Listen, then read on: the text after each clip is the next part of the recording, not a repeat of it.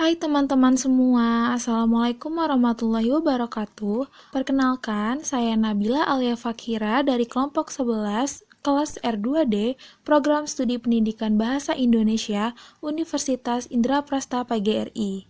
Video ini dibuat untuk memenuhi tugas mata kuliah fonologi. Sebelumnya, saya ucapkan terima kasih kepada Bapak Irwan Siagian, MPD, sebagai dosen pengampu mata kuliah fonologi. Dalam kesempatan kali ini, saya akan menjelaskan tentang proses pembentukan kata. Bagaimana proses pembentukan kata? Ada banyak ragam pembentukan kata dalam bahasa Indonesia. Sebagian besar kata dapat dibentuk dengan cara menggabungkan beberapa komponen yang berbeda. Ada 3 konsep dasar dalam pembentukan kata.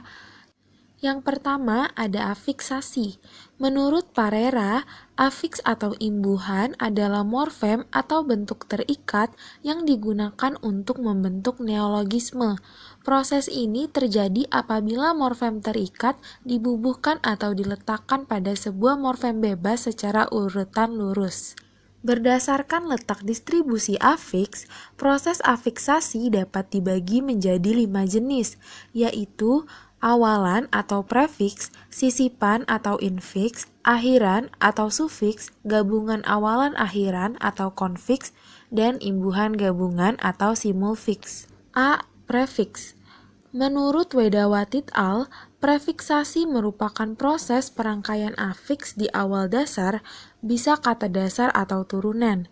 Dalam bahasa Indonesia terdapat beberapa prefiks, antara lain ber, per, me, di, ter, ke, dan se. B. Sisipan atau infiks. Menurut Tukan, infiks merupakan imbuhan yang secara struktural diletakkan di tengah sebuah bentuk dasar, yaitu antara konsonan yang mengawali sebuah kata dengan vokal berikutnya. Dalam bahasa Indonesia, secara umum memiliki 4 bentuk infiks, yaitu l, in, dan C. Akhiran atau sufiks. Berdasarkan Jurnal Bahasa Indonesia, sufiks adalah afiks yang dibubuhkan di akhir dasar. Dalam bahasa Indonesia, terdapat berbagai bentuk sufiks, antara lain i, kan, an, wan, wati, man, wi, nya, ndah, if, dan or. Dalam bahasa Indonesia juga dikenal sufiks serapan dari beberapa bahasa asing, seperti iyah pada kata alamiah, isme pada kata kapitalisme, is pada kata biologis, isasi pada kata naturalisasi, asme pada kata sarkasme, in pada kata hadirin. D. Gabungan awalan dan akhiran atau konfiks. Menurut Wiyanto, konfiks merupakan imbuhan yang terdiri atas 2 bagian yang diletakkan pada awal dan akhir kata dasar atau bentuk dasar secara sejajar. Dalam proses konfiksasi, mempunyai bentuk yang berbeda dengan afiks-afiks yang lain. Menurut Wiyanto pula, perbedaannya, konfiks merupakan bentuk terbelah, yaitu sebagian besar di depan kata dasar dan sebagian berada di belakang kata dasar. Secara sekilas memang seperti 2 afiks, akan tetapi sebenarnya tetap merupakan 1 afiks. Wiyanto memberikan contoh, misalnya, afiks beran pada kata berhamburan merupakan konfiks karena melekat bersama-sama pada kata dasar dan bersama-sama pula menjalankan fungsinya. Sedangkan afiks ber dan an pada kata berpakaian, afiks tersebut bukan merupakan konfiks karena tidak merangkai secara bersama-sama dan tidak bersama-sama mendukung suatu fungsi. E. Imbuhan gabungan atau simulfiks. Menurut Wiyanto, simulfiks atau imbuhan gabung adalah 2 imbuhan atau lebih yang ditambahkan pada kata dasar tidak sekaligus, akan tetapi secara bertahap. Afiks gabungan dan konfiks bentuknya hampir mirip, tetapi keduanya berbeda. Lalu, bagaimana cara membedakan keduanya? Menurut Wiyanto, perbedaan antara keduanya yaitu Konfiks melekat bersama-sama pada kata dasar. Misalnya, kean dalam kemanusiaan. Konfiks kean itu melekat bersama-sama dalam satu proses. Sedangkan afiks gabungan tidak melekat bersama-sama. Misalnya dalam kata dimasukkan, sufiks kan melekat dulu kepada kata masuk, menjadi masukkan. Kemudian prefiks di melekat pada masukkan, menjadi dimasukkan. Yang kedua ada reduplikasi.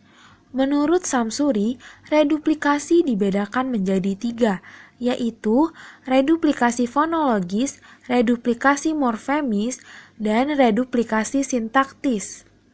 Reduplikasi fonologis adalah pengulangan yang bersifat fonologis, bukan pengulangan leksem, sehingga tidak sampai menimbulkan perubahan makna. Reduplikasi fonologis merupakan peristiwa reduplikasi yang dapat berupa pengulangan suku atau suku kata sebagai bagian kata. Contohnya, papa, mama, kuku, biri-biri, kura-kura, dan kupu-kupu. Reduplikasi morfemis merupakan pengulangan leksem yang dapat menimbulkan perubahan status kata dan perubahan makna gramatikal. Reduplikasi morfologis harus dibedakan dengan kata yang diulang, karena kata yang diulang tidak akan menghasilkan kata, tetapi menghasilkan kata-kata. Contohnya buku-buku, rumah-rumah, dan bunga-bungaan.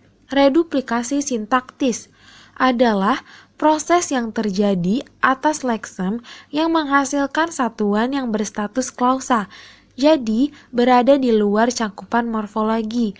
Misalnya, jauh-jauh didatanginya juga rumah sahabat lamanya itu. Menurut Abdul Khair, jika dilihat dari hasil pengulangannya, reduplikasi dapat dibedakan menjadi 4 jenis, antara lain kata ulang utuh atau murni, kata ulang berubah bunyi, kata ulang sebagian, dan kata ulang berimbuhan. Yang ketiga ada komposisi. Abdul Khair memberikan pandangan bahwa komposisi adalah proses penggabungan dasar dengan dasar, biasanya berupa akar maupun bentuk berimbuhan untuk mewadahi suatu konsep yang belum tertampung dalam sebuah kata. Komposisi adalah suatu proses yang mencangkup penggabungan dua kata dengan atau tanpa afiks untuk menghasilkan suatu kata baru. Abdul Khair memberikan pandangan bahwa komposisi dapat dibedakan menjadi 5 macam, yaitu 1. Komposisi yang menampung konsep-konsep yang digabungkan sederajat, sehingga bentuk komposisinya yang koordinatif. Contohnya, baca tulis, makan minum, dan kaya miskin. 2. Komposisi yang menampung konsep-konsep yang digabung tidak sederajat, sehingga melahirkan komposisi yang subordinatif. Contohnya, sate ayam, makan malam, dan sate kambing. Yang ketiga, komposisi yang menghasilkan istilah, yakni yang maknanya sudah pasti, sudah tentu, sekalipun bebas dari konteks kalimatnya sebagai istilah yang digunakan dalam bidang ilmu atau kegiatan tertentu. Contohnya, tolak peluru, angkat besi, dan terjun payung. 4. Komposisi pembentuk idiom, yakni penggabungan dasar dengan dasar yang menghasilkan makna idiomatik, yaitu makna yang tidak dapat diprediksi secara leksikal maupun gramatikal. Contohnya, memeras keringat atau bekerja keras. 5. Komposisi yang menghasilkan nama, yakni yang mengacu pada sebuah wujud dalam dunia nyata. Contohnya, Stasiun Gambir dan Selat Sunda. Menurut Masnur Muslik, berdasarkan teori sonoritas, proses pembentukan kata terdapat 11 pola suku kata dalam bahasa Indonesia. Lalu, bagaimana proses 11 pola suku kata membentuk kata-kata dalam bahasa Indonesia? Berikut adalah pola proses pembentukan kata berdasarkan buku Fonologi Bahasa Indonesia Masnur Muslik. Yang pertama ada vokal, seperti suku kata i pada kata ini atau seperti suku kata a pada kata aku. Yang kedua ada konsonan vokal, seperti suku kata la pada kata laut atau seperti suku kata sa pada kata sapu. Yang ketiga ada vokal konsonan, seperti suku kata am pada kata ambil. Yang keempat ada konsonan vokal konsonan, seperti suku kata but pada kata sebut, atau seperti suku kata jak pada kata jejak. Kelima, ada konsonan-konsonan vokal, seperti suku kata kela pada kata klasik. Keenam, ada konsonan-konsonan vokal konsonan, seperti suku kata trak pada kata traktor. Yang ketujuh, ada konsonan vokal konsonan-konsonan, seperti suku kata teks pada kata konteks. Yang kedelapan, ada konsonan-konsonan vokal, seperti suku kata stra pada kata strategi. Yang kesembilan ada konsonan-konsonan vokal konsonan-konsonan seperti suku kata pleks pada kata kompleks. Yang kesepuluh ada konsonan-konsonan vokal konsonan seperti suku kata struk pada kata struktur. Yang kesebelas ada vokal konsonan-konsonan seperti suku kata X pada kata ekspor. Berikut adalah tabel pola proses pembentukan kata. Keterangannya, menurut buku fonologi Mas Nur Muslik, secara fonotaktik, bunyi konsonan yang berada sebelum vokal yang menjadi puncak kenyaringannya disebut onset, dan konsonan yang hadir sesudah vokal disebut koda atau K, sedangkan vokalnya sendiri disebut nuklus atau N. Penyukuan atau silabisasi. Menurut Mas Nur Muslik, penyukuan atau silabisasi dibedakan menjadi 3, yaitu silabisasi fonetis, silabisasi fonemis, dan silabisasi morfologis. Silabisasi fonetis yaitu penyukuan kata yang didasarkan pada realitas pengucapan yang ditandai oleh satuan hembusan nafas atau satuan bunyi sonor. Silabisasi fonemis yaitu penyukuan kata yang didasarkan pada struktur fonem bahasa yang bersangkutan. Silabisasi morfologis yaitu penyukuan kata yang memperhatikan proses morfologis ketika kata itu dibentuk. Berikut adalah tabel perbandingan hasil silabisasi fonetis, silabisasi fonemis, dan silabisasi morfologis pada kata-kata bahasa Indonesia berdasarkan buku fonologi bahasa Indonesia Mas Nur Muslik. Contoh kata yang pertama ada peruntukan. Pada silabisasi fonetis menjadi pe, run, tu, an. Pada silabisasi fonemis menjadi pe, run, tu, kan. Pada silabisasi morfologis menjadi per, un, tuk, an. Contoh kata yang kedua ada mengajar. Dalam silabisasi fonetis menjadi mengajar. Pada silabisasi fonemis menjadi mengajar. Pada silabisasi morfologis menjadi mengajar. Contoh kata yang ketiga adalah penguatan.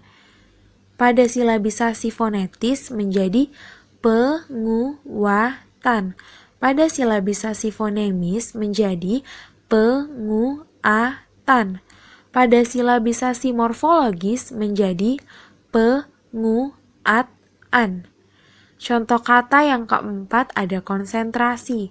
Pada silabisasi fonetis menjadi konsentrasi. Pada silabisasi fonemis menjadi konsentrasi. Pada silabisasi morfologis menjadi konsentrasi. Contoh kata yang kelima ada kebimbangan. Pada silabisasi fonetis menjadi kebimbangan. Pada silabisasi fonemis menjadi kebimbangan. Pada silabisasi morfologis menjadi kebimbangan. Kesimpulannya, banyak ragam pembentukan kata dalam bahasa Indonesia. Ada 3 konsep dasar yang perlu diketahui, yaitu afiksasi. Yang dimana pada proses afiksasi ini dibagi menjadi 5 jenis, yaitu prefiks, infiks, sufiks, konfiks, dan juga simulfiks. Yang kedua ada reduplikasi. Pada reduplikasi ini dibagi menjadi 3, yaitu reduplikasi fonologis, morfemis, dan juga sintaktis. Yang ketiga ada komposisi atau pemajemukan. Berdasarkan teori sonoritas, proses pembentukan kata terdapat 11 pola suku kata dalam bahasa Indonesia, yaitu vokal konsonan vokal, vokal konsonan, konsonan vokal konsonan, konsonan konsonan vokal, konsonan konsonan vokal konsonan, konsonan konsonan vokal konsonan konsonan, vokal konsonan konsonan, konsonan vokal konsonan konsonan, konsonan konsonan konsonan vokal, dan konsonan konsonan konsonan vokal konsonan. Dalam proses pembentukan kata ada pula yang dinamakan dengan silabisasi atau penyukuan yang dibagi menjadi 3, yaitu silabisasi fonetis, fonemis, dan morfologis. Demikianlah pembahasan tentang proses pembentukan kata. Mohon maaf apabila ada salah kata atau pengucapan dan banyak kekurangan dalam video ini. Terima kasih, semoga video ini bermanfaat. Saya akhiri. Wassalamualaikum warahmatullahi wabarakatuh.